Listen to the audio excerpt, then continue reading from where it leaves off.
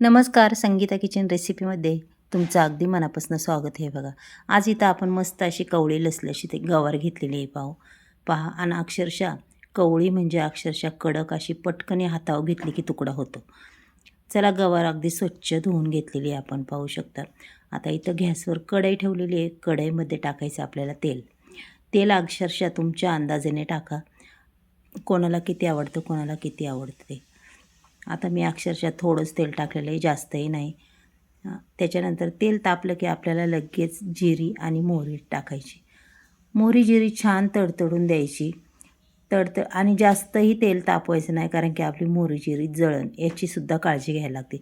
त्याच्यामुळं नॉर्मल तेल तापल्या लगेच आपल्याला जिरी मोहरी त्याच्यानंतर आपल्याला टाकायचं आहे लसूण. अक्षरशः टेचलेला लसूण आहे तोसुद्धा टाकून द्यायचा.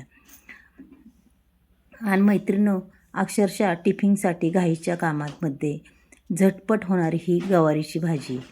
चला आता थोडीशी हळद टाकलेली आहे. त्याच्यानंतर आपण टाकणार आहे अगदीच चवीनुसार स्वादनुसार हा मसाला. घरचा मसाला आहे, 1.5 चमचा टाकलेला आहे पाहू शकता. त्याच्यानंतर आपल्याला टाकायचं आहे गवार. आता इथं संपूर्ण गवार टाकून घेणार आणि अक्षरशः 5-1 मिनटं तरी तिला मी हलवणार आहे बरं का. जास्त वेळ बी नाही, 5 मिनटं हलवणार आहे. छान अक्षरशः परतून घ्यायची. त्याच्यानंतर टाकायचे चवीपुरतं मीठ. चवीपुरतं मीठ टाकल्याच्यानंतर पुन्हा आपल्याला ती गवार अशी मस्त हलवून घ्यायची पाहू शकता तुम्ही. हे बघा. आणि ह्या गवारीमध्ये आपल्याला इतर कोणतीही गोष्ट नाही टाकायची. अगदीच झटमट होणारी ही 5 मिनटात गवार आपल्याला तयार करायची. मग पहा. आणि खरंच चवेला बी खूप अप्रतिम लागते ही गवार, कारण की त्याला मेन म्हणजे घरचा मसाला असल्यावर अक्षरशः गवारीची भाजी अगदी चविष्ट होती.